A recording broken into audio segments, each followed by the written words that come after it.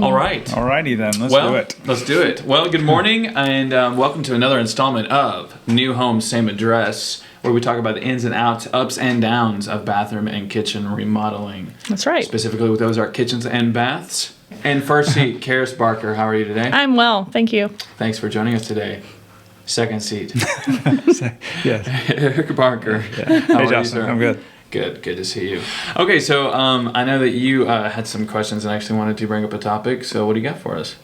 Well, one of the questions I see that comes across the phone a lot, or just in talking with people out in the community that know we do kitchen remodeling or bathroom remodeling, they're like, oh, that's cool.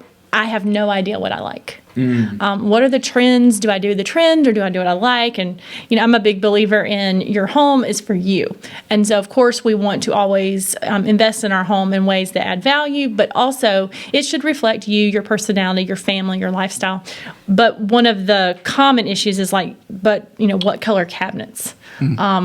I don't even know what I like. I don't know what I'd pick. So whenever we've tackled a project together, whether it be our bathroom or our kitchen or any room in the house, really, and I suggest that all of our clients do this too, is to either make a Pinterest board or a house board where you can go and look at you can search pictures of kitchens, pictures of bathrooms, pictures of tile, pictures of quartz, pictures of granite, whatever. And then as you're going through, you just pin everything you like.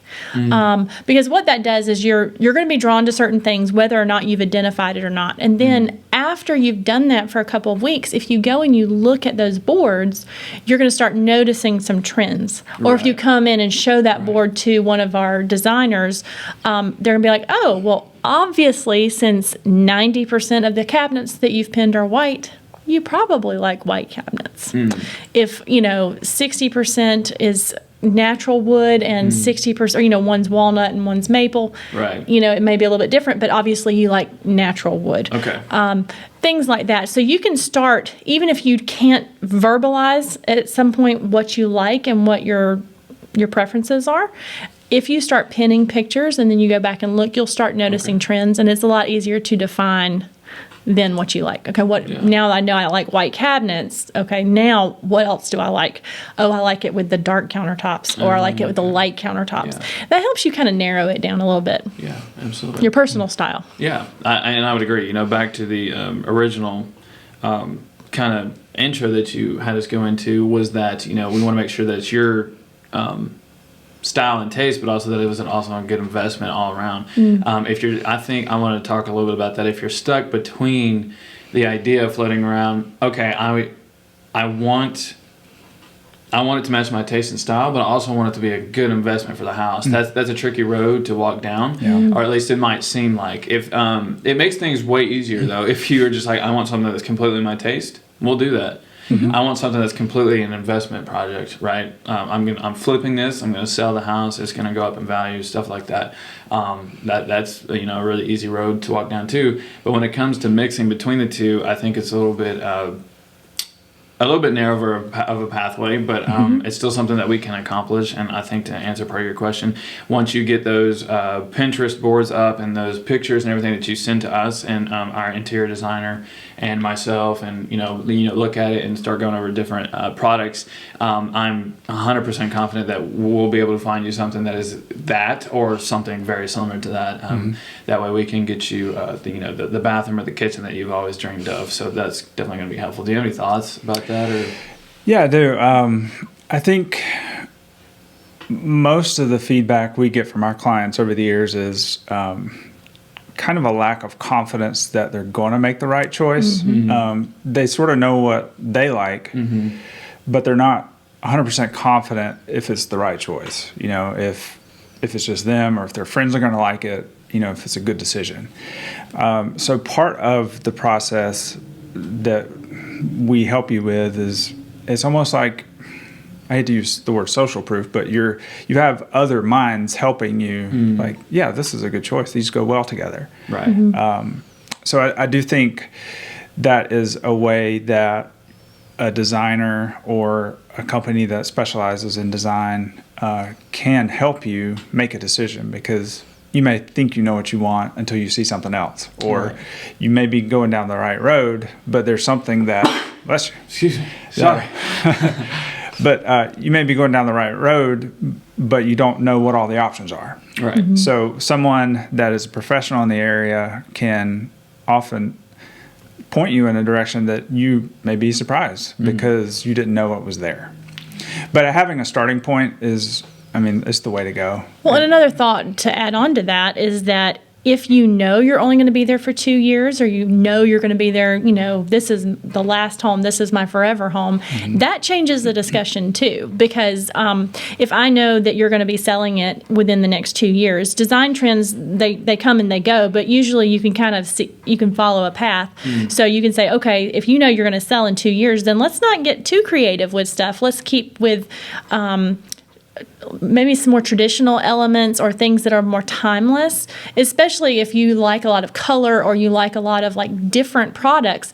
We can suggest you use them in places that are easier to change, or that wouldn't scare off a potential buyer for your home. So I would suggest like the cabinets and the countertops be somewhat more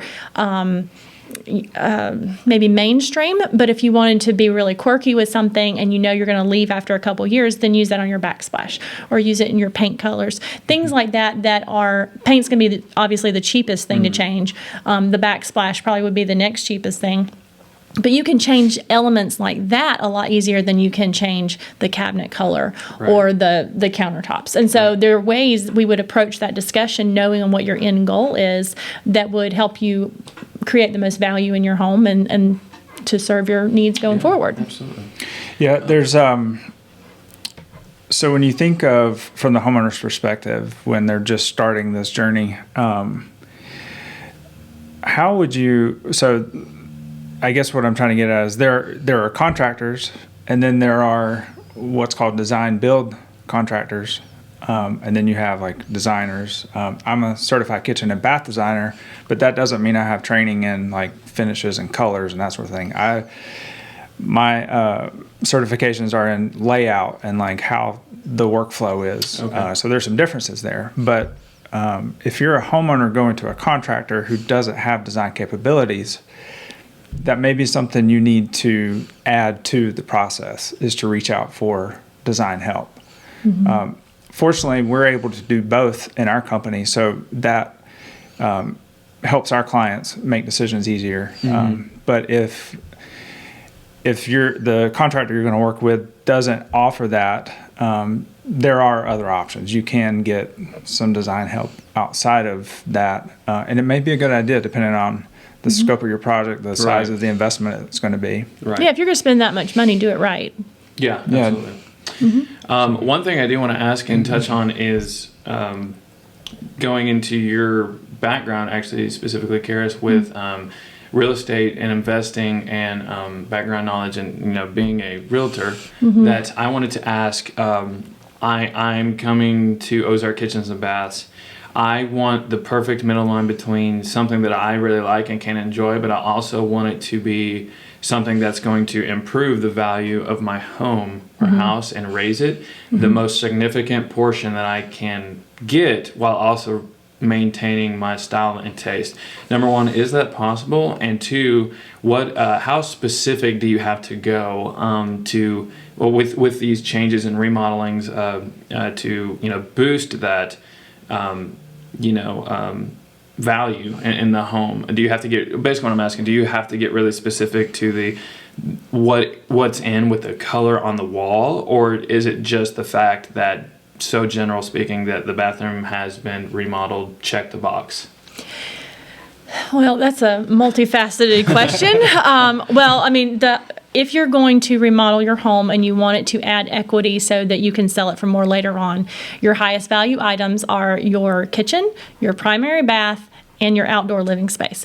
So, and that's something the National Association of Realtors and the National Association of Home Builders agree on. So it's kind of fun to be in both of those worlds and kind of see those converge. It provides extra value in both fields. But updated always is going to be better. As far as specific colors, that's where your end goal, going back to our previous discussion, really matters. If you know you're only going to be there a couple of years, then then that changes. If you Right. know it's your forever home, then go for it. If you want pink cabinets, get pink cabinets. But I mean, if we're going to say we're going to sell it in 2 years, then I'm going to suggest that you probably not go with pink cabinets, because that's going to really shrink your buyer pool. It also does have a lot to do with the price point your home is at. You don't want to overbuild your neighborhood. That is something that can easily happen. So you would want to, depending on the home values in your neighborhood or your general area, that can help determine how much you want to invest in your home. Now, you're still going to get value out of it if you're living there, because you're going to enjoy it more and get the pleasure out of it. But if you overbuild it, then you have to kind of weigh, it's not going to add as much equity as you would like it to. That's a good So you point. want to kind of keep it. You don't want to like put in like a full chef's kitchen in a starter home community. That's Right. not going to be a good investment. But we can come in and make a starter home into like a home we could stay in for 10 years, because you can make it a lot more livable, a lot more enjoyable, that would add equity. Okay. Perfect. Yeah, that's a good point. I was going to say, I think it was your question about like style and investment in the home and like how long you're going to be there.